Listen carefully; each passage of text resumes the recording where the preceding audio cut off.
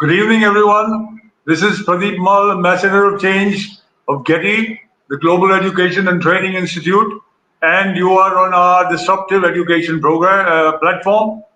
This has been provided to us by our mentor, Dr. Sunita Gandhi, to whom we are extremely grateful that we are able to meet educators in India and all over the world. We've had 1,000 interactions so far, and today we have for you Ms. Lopa Shah. She is the director of the Dolphin International School in Pulwama, Jammu and Kashmir. She is the founder, director of Illicit, ELICIT, a social organization driven to design alternatives for education in conflict-impacted areas like Pulwama. She is the principal director of design, research and development at the Dolphin International School, Pulwama, Jammu and Kashmir, as mentioned earlier. She has 8 years of experience in initiating social change through design thinking and applied theater arts. Very interesting field. In collaboration with other schools, NGOs and organizations like Teach for India. She runs Native, NATIVE, a research initiative working on identifying learning opportunities within livelihood practices. A social entrepreneur, designer, and educator, Lopa is driven to design strategic educational experiences for learning institutes across India. She has an advanced diploma in design and education from Shrishti School of Arts from Bangalore. She's done her English honors from graduation from St. Xavier's College, Ahmedabad. She has a certified training in arts-based therapy from BOAT, New Delhi. She received the Acumen Fellowship Award for the in 2020, last year. She will be speaking to us on a very interesting topic, disruption and design in conflict. So thank you, Lopa Shah, for being with us. And over to you, ma'am. Thank you. Thank you, Mr. Mall, for such an elaborate and warm welcome. I'm happy to be here and I'm happy to be talking to educators who are interested in learning about the shifting patterns in education and how disruptive design can be used for better evolution of the system of education in general.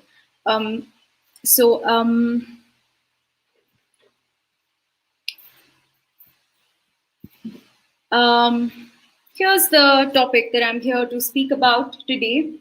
I'm here to speak about disruption and design in conflict.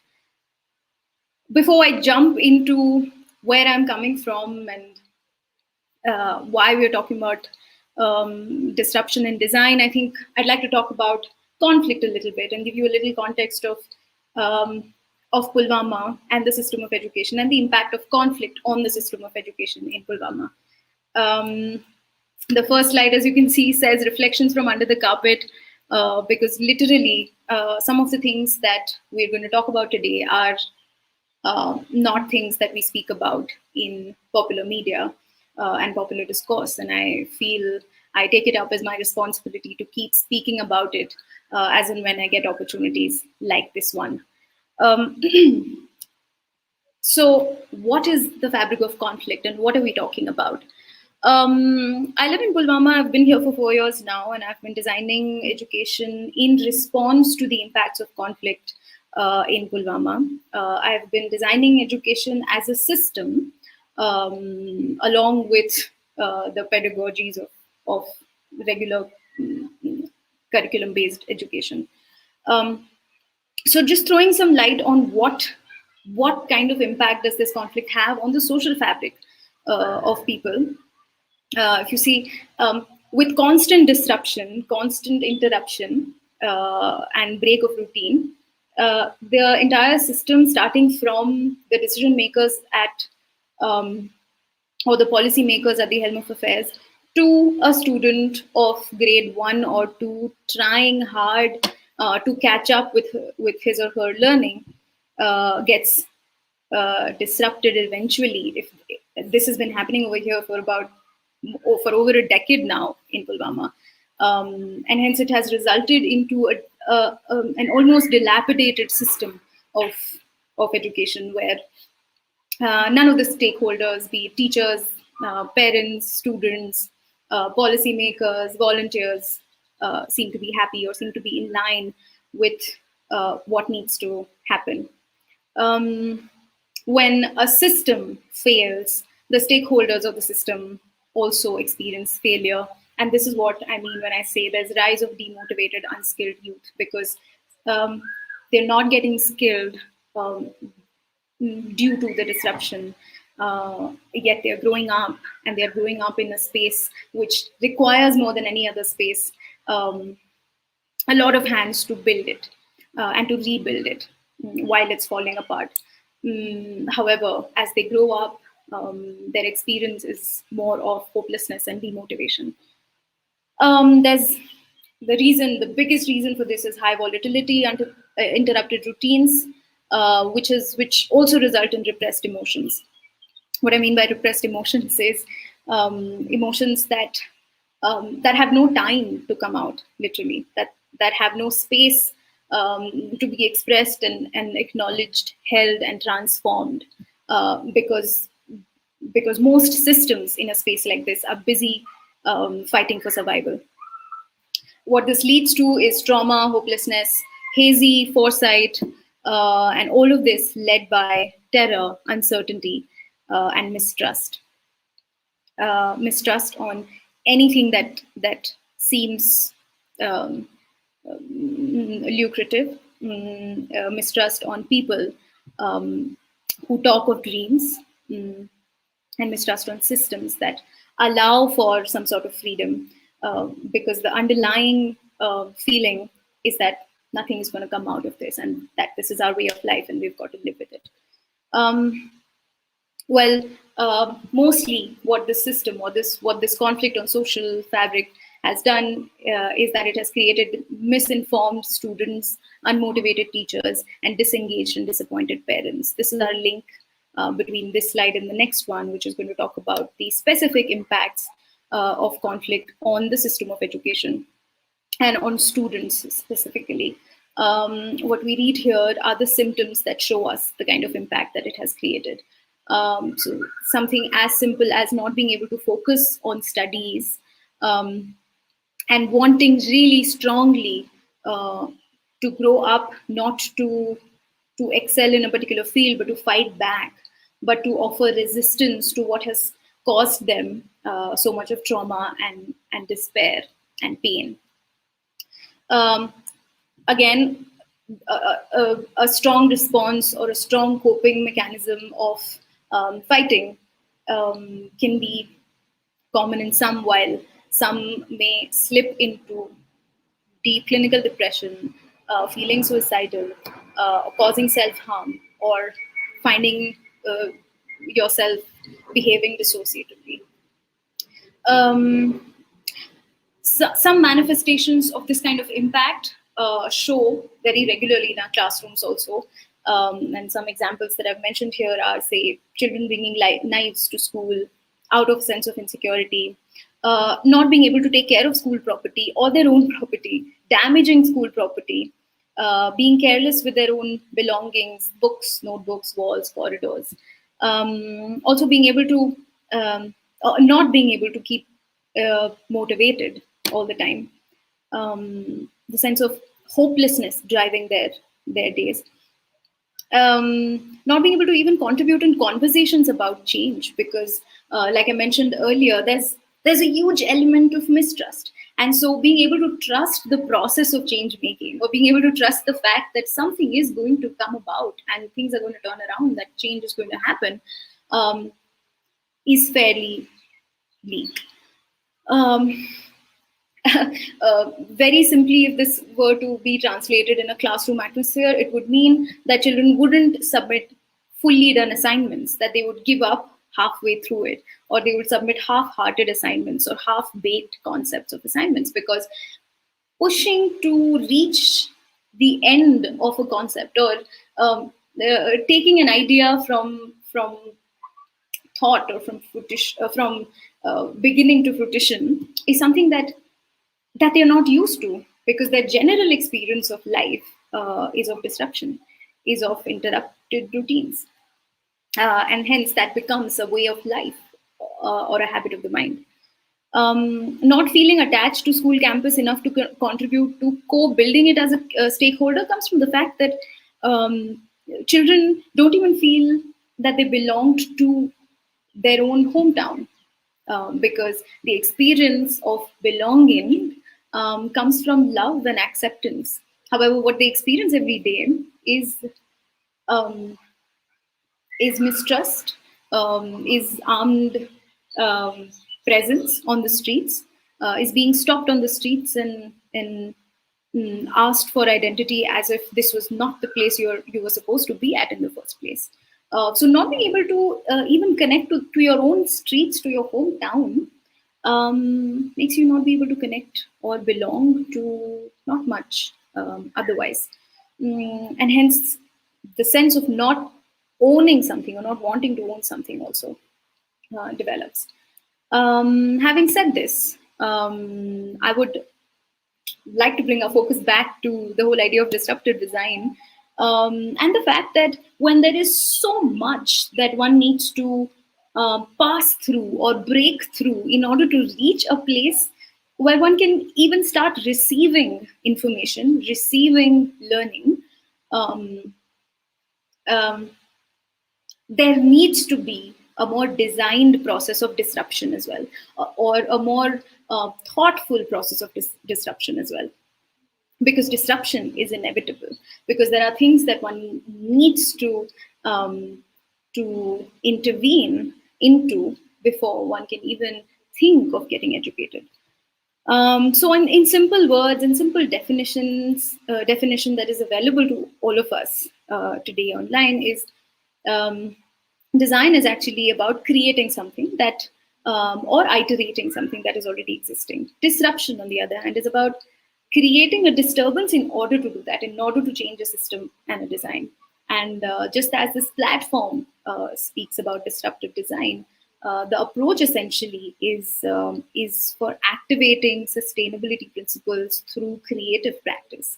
Um, the process essentially is aimed at being able to hold a space for what it is and for what it could be. Coming to designing education in conflict and for transformation, it is not surprising to think about education and not talk about transformation. I think any space or any campus of education aims at transformation. However, when we speak about a space of conflict, um, we want to pay closer attention to the impacts of that kind of a conflicted experience, of that kind of a political presence, and of that kind of a disrupted routine on education, and how then the channels of transformation have to be more curated, facilitated. Um, so when we think about schools, or when we think about educational institutions, essentially, because the lived experience is so much more mature than for those who are not a part of a conflicted space, that their life becomes their learning ground, and hence the school becomes just a part of, or in fact, rather a facilitator of learning how to live, um, or recreating the ways of um, living for people. Which is what our first point is: recreating ways of learning and ways of living through education. So, looking at a school as a driver of social construction, as a driver of social inclusion, because inclusivity is something that gets affected first thing when people are in a struggle for survival. Because this struggle for survival is such an individual process that everybody is busy trying to make a secure life for themselves, and hence the idea of including people, including values, including perspectives, including well-being, gets missed out on in the process. And hence, can education then be more of a process of well-being and constructive resilience for a space which requires that more than academic knowledge? Because academic information, academic know-how, or even being able to join the mainstream of the academic world today is quite an aspiration that children can have. But when you're a child of war, when you're living in a space of conflict, your sense of self, your personal well-being, and your sense of resilience for fighting against what you experience every day, if that is not strengthened and constructed, then none of the academic knowledge is going to be of any use, really. This brings me to the next slide, which sort of clearly puts out what is it that we are hoping, or we are talking about disrupting, and what is it that we want to construct by causing that disruption. And this I'm talking mainly from the perspective of an institution of education, particularly a school. And so when we think about disruption, we think about disrupting social normative behavior. We think about disrupting the conformity or the behavior that we have adopted as a social norm and as something that is non-negotiable. However, it's only when you break through your personal chains or personal conformity of behavior is when you realize that that there's more to this world, and that there's more to conflict and despair and loss. Yeah. Well, we are also talking about disrupting personal inhibitions. We're talking there's a lot of inhibitions that you start carrying with yourself when there is limited scope of expression, and there's limited scope of proving yourself to your world, to your society, to your people, and hence you start keeping things to yourself, and that is where we need to disrupt. Disrupting set learning patterns. Very little internet for a very long time, not knowing when it will be taken away, when it would come back, not being able to go to school too often, at least 2 to 3 months of lockdown every year, not being able to see your friends as consistently, not being able to follow a timetable for that matter, leads to certain learning patterns that are set, that you do want to be spoon-fed, you do want to receive information passively, you do feel a sense of lethargy, and you have to actively engage yourself in the process of learning, and that's where that's what we need to disrupt in order to also design for a more transformational experience.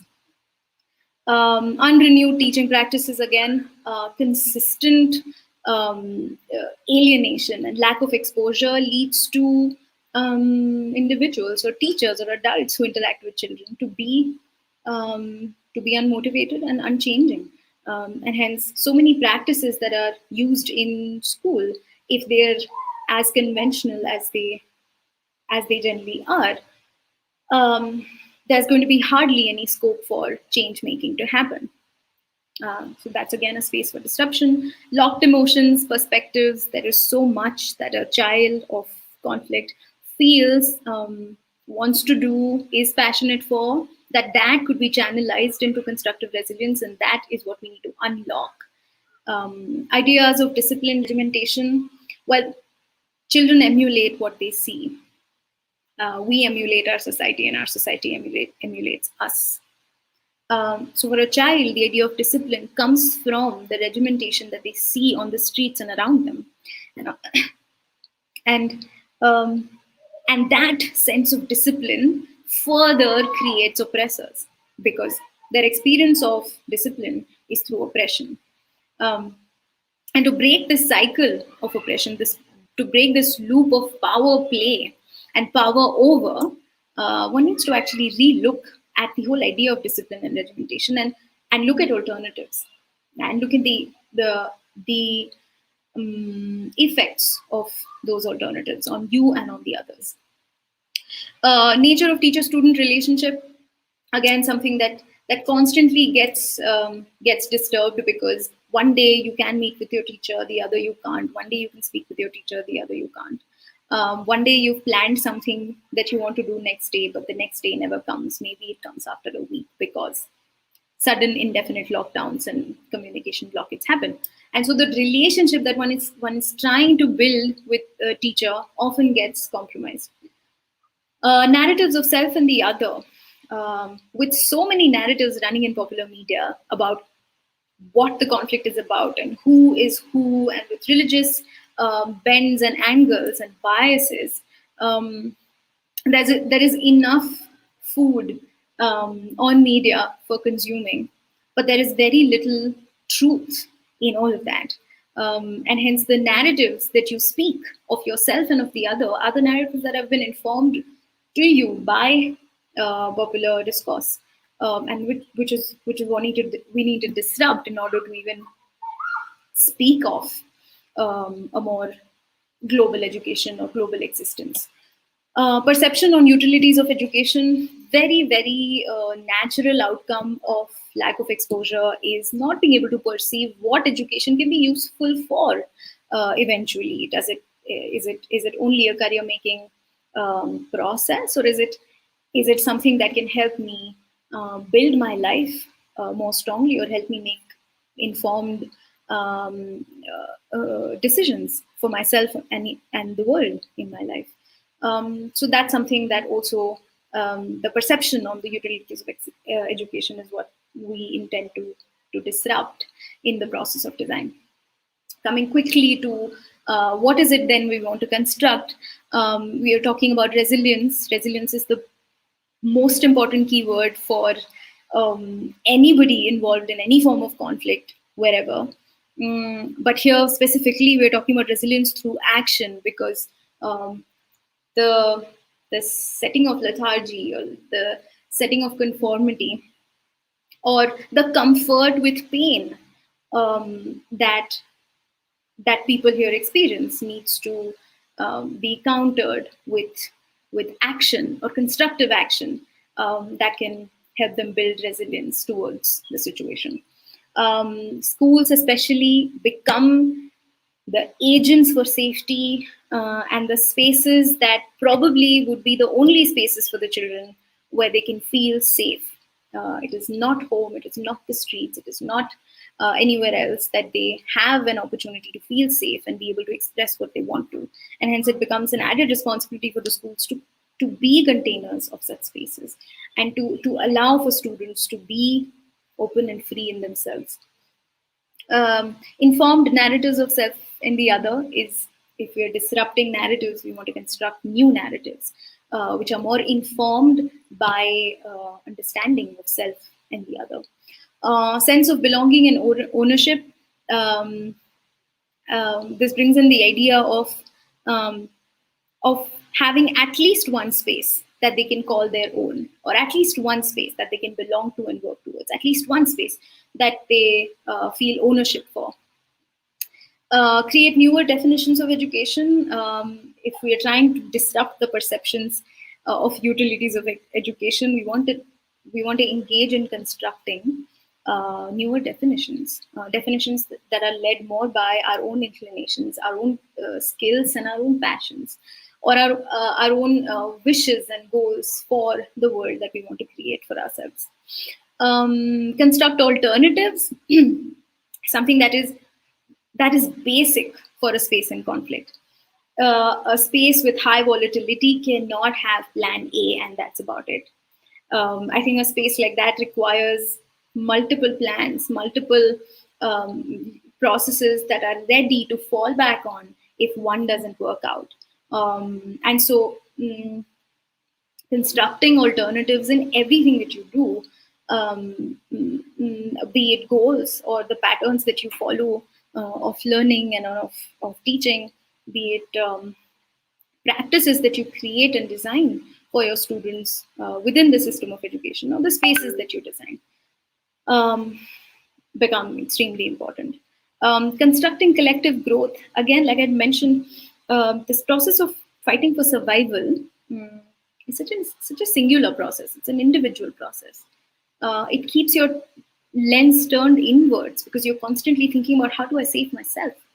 And when you're thinking that way, there is hardly any room to think about how do I uplift my community while I'm trying to think about myself. Hence, because of this constant struggle for survival, and lenses turning inwards, there is little emphasis on a collective growth, on how there is more merit or there is more strength in identifying opportunities to grow collectively and to make interventions or to do things that will allow not just you to grow, but for a collective to grow. Um, Again, most important in a space of conflict where there is the high susceptibility to trauma, that you create spaces or routines for well-being, that you make sure that it's a part of your routine to take care of yourself. And how does then a school design a system where this gets inculcated in students as a habit of a mind?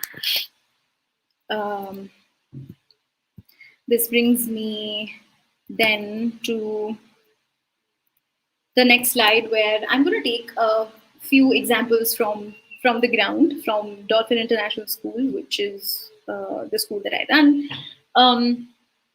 to talk a little more in detail about the concepts that we spoke about.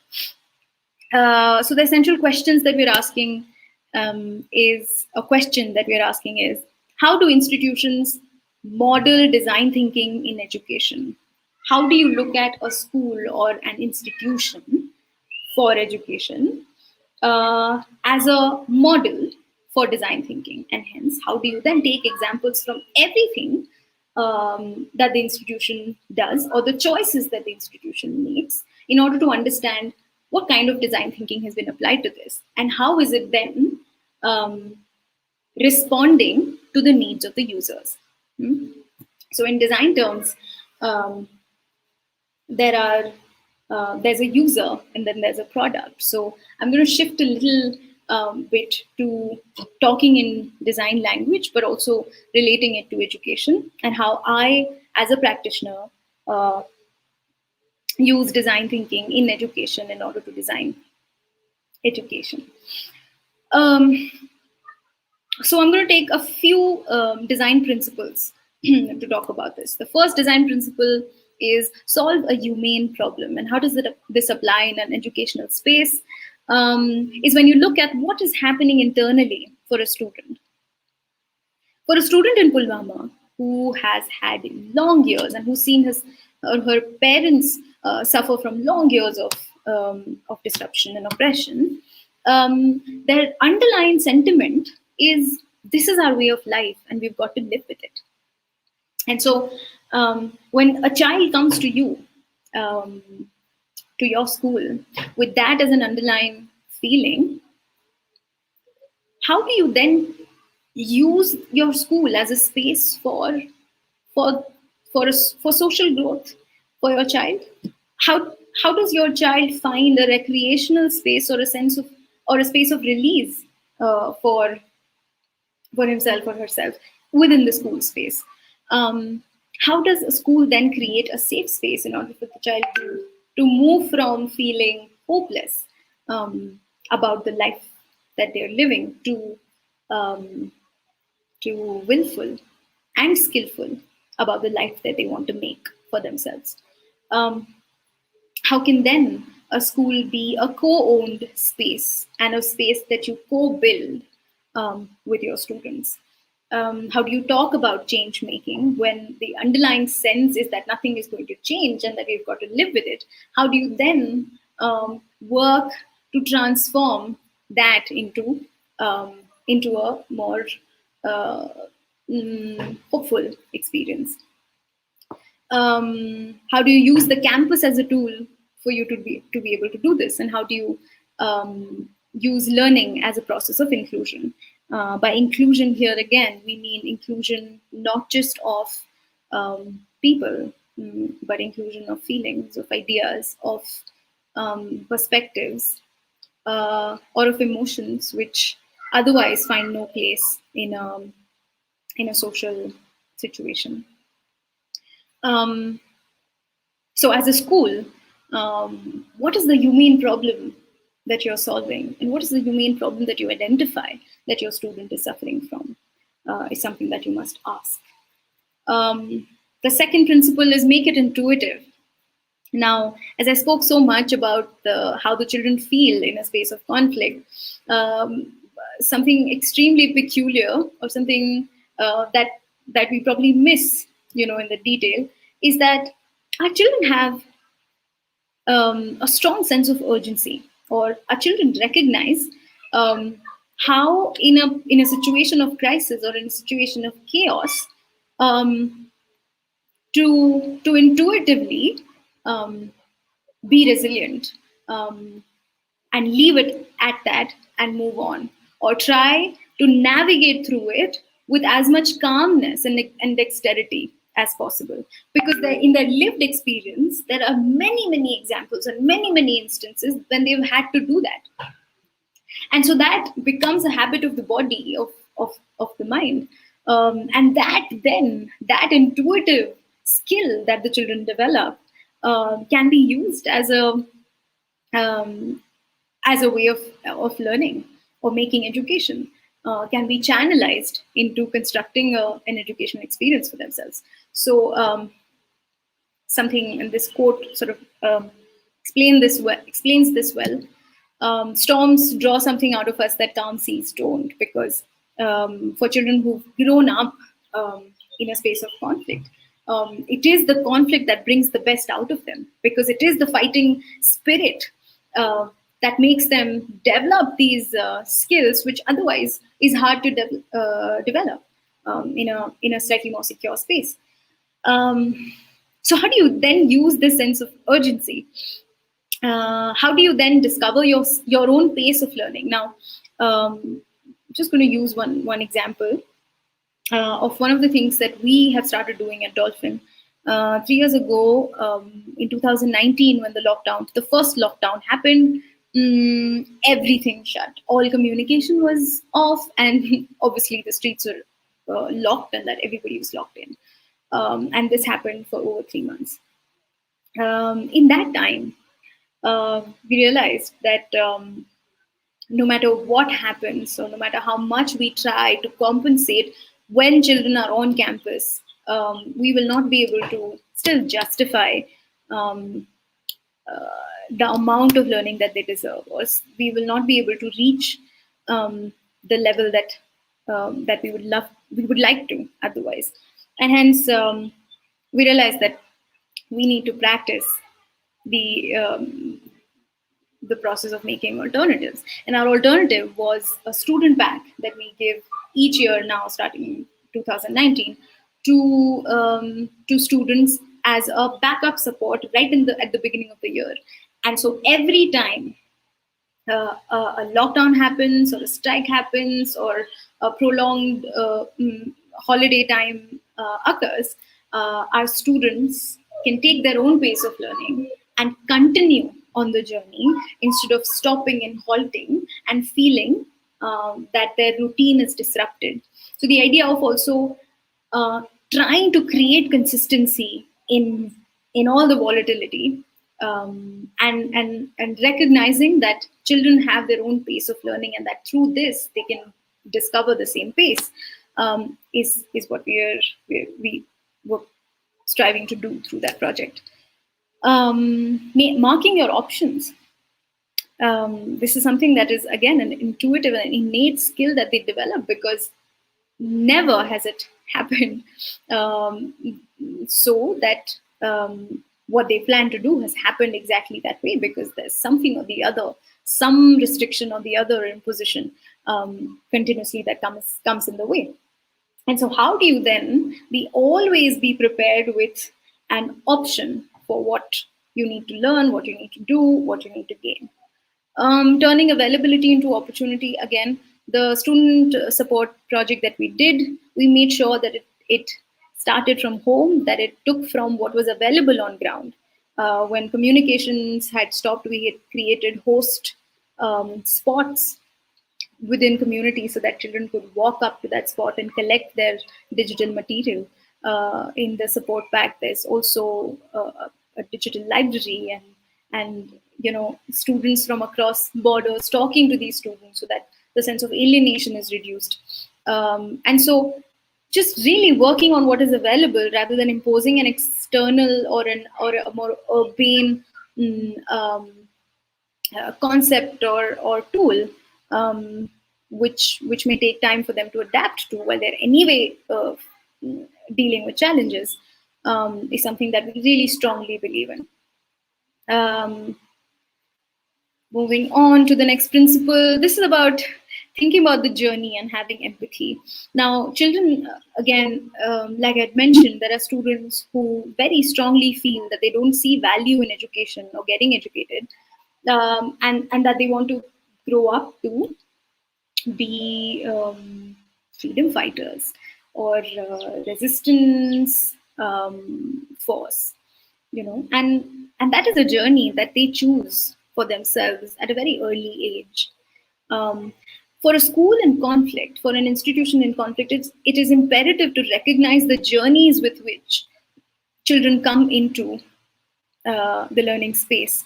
The journeys that they began much earlier, much before they joined the space, maybe out of experience of, or maybe influenced by the conversations around them, but as valid as any other journey that a child might want to take.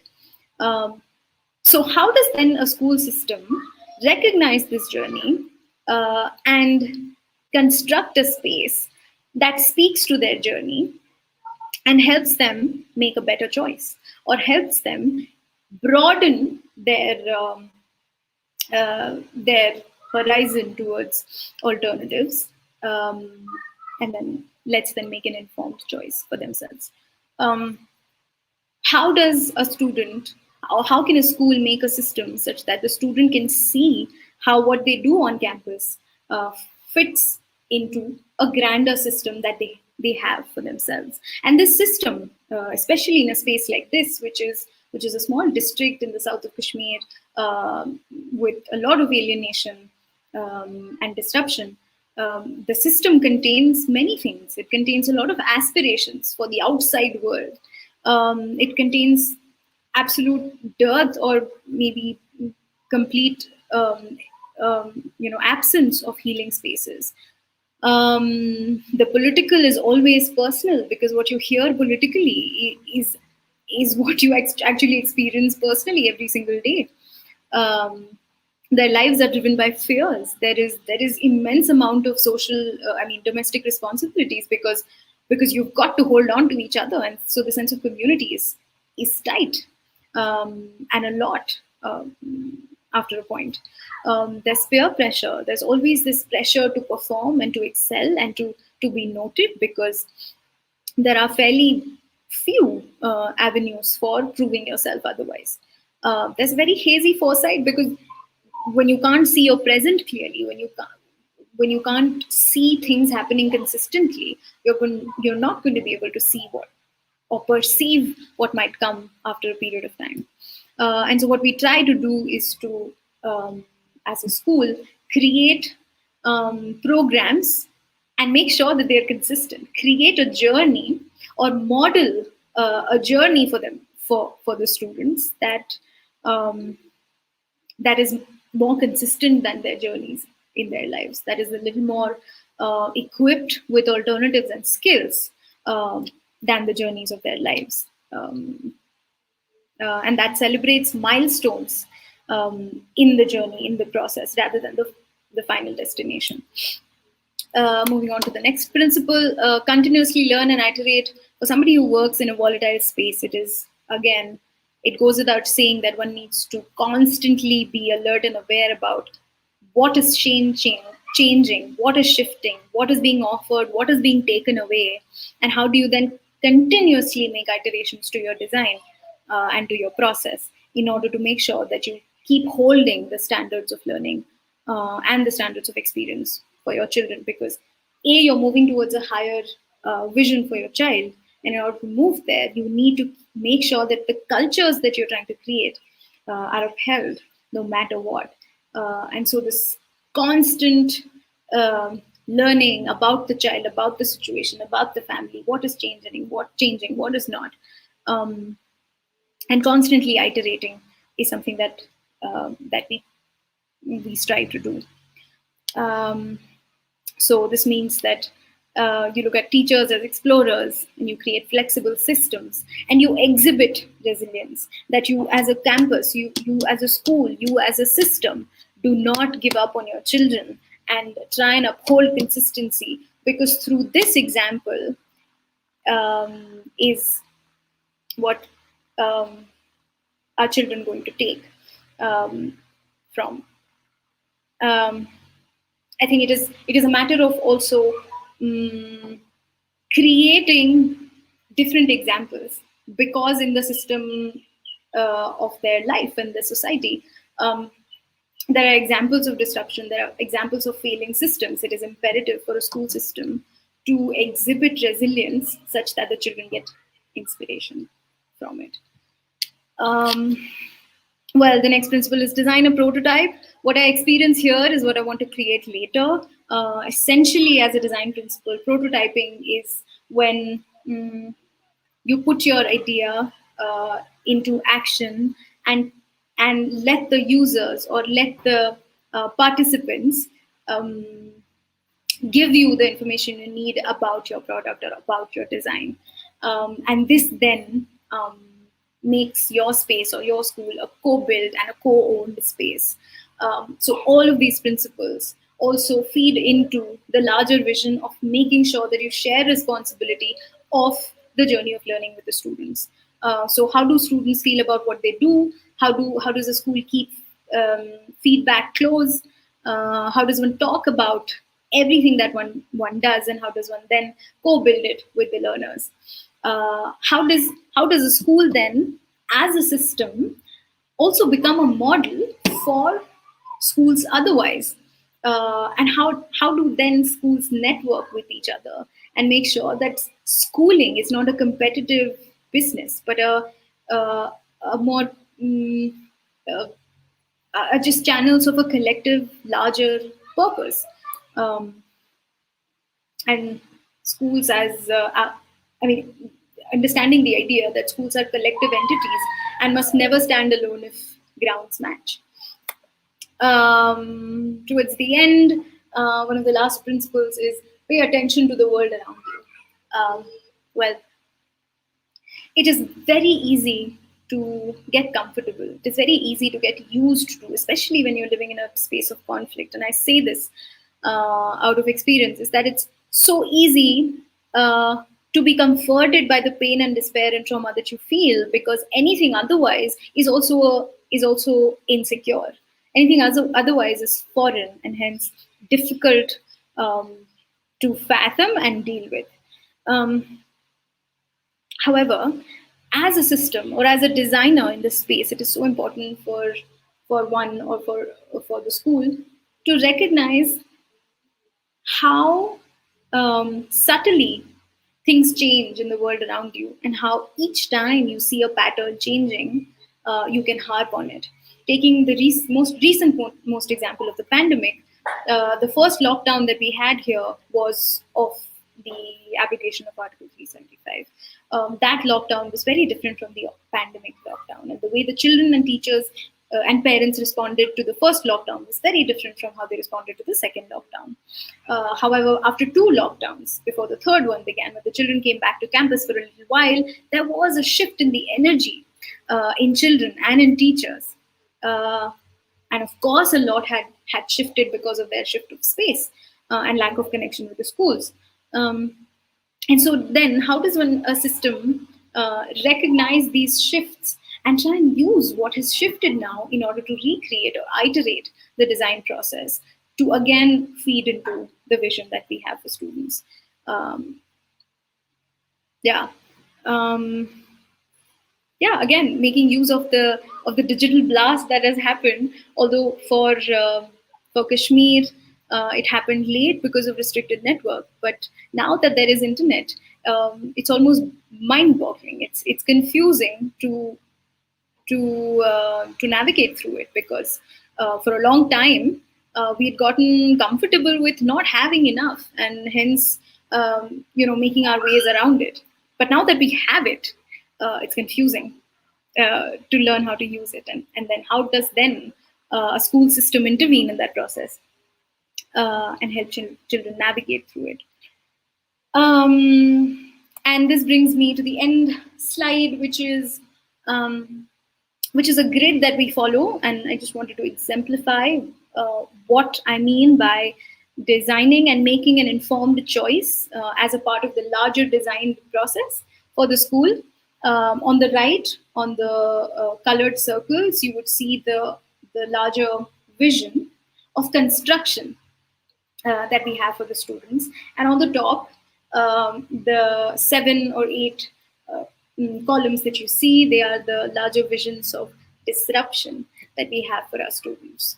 So in order to create the larger vision for construction of strong identity, of mindfulness, well-being, curiosity, celebration, courage, and citizenship, there needed to be cultures that disrupted routines. And those cultures are inquiry, empowerment, reimagined discipline, inclusivity, interdependence, nonviolence, equity and fraternity, and dialogue.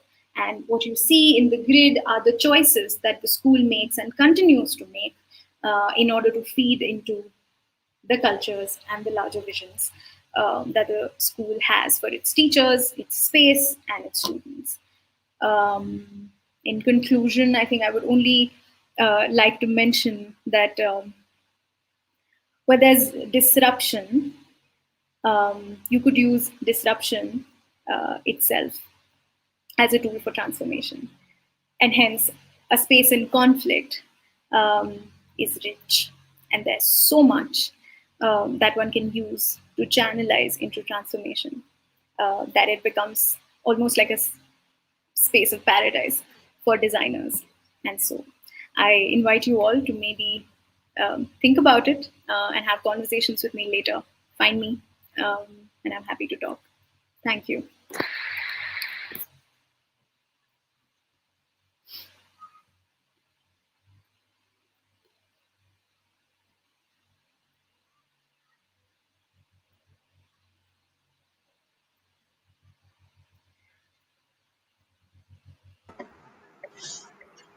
Thank you, ma'am, for that very, very interesting talk.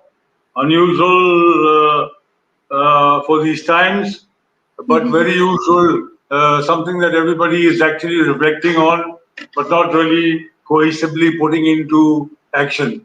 So, once again, we thank Dr. Sunita Gandhi for this excellent format she has provided us, where we meet educators like Lopa, Shah, and uh, GETI is organizing its uh, training programs, and we'll have James and Mary Pierce doing the handwriting experience and functional brain development on the 12th of June. So please do watch it. For any information that you want extra, please go on to getilearn.org. That is GETILEARN.org. So thank you, ma'am, and for being with Thank us for you. that very lucid talk that you gave. Uh, thank you. I hope that Uh, it makes sense to people. Um, and thank you so much for this platform, this opportunity. I had a good time talking. However, I'm sorry, I thought this was going to be shorter. I think I spoke for quite a long time. yeah, when you have passion for things, you generally tend to overdo things. I think so. Yeah. Well, thank you so much. I had a great time talking. Thank you, ma'am. Thank you.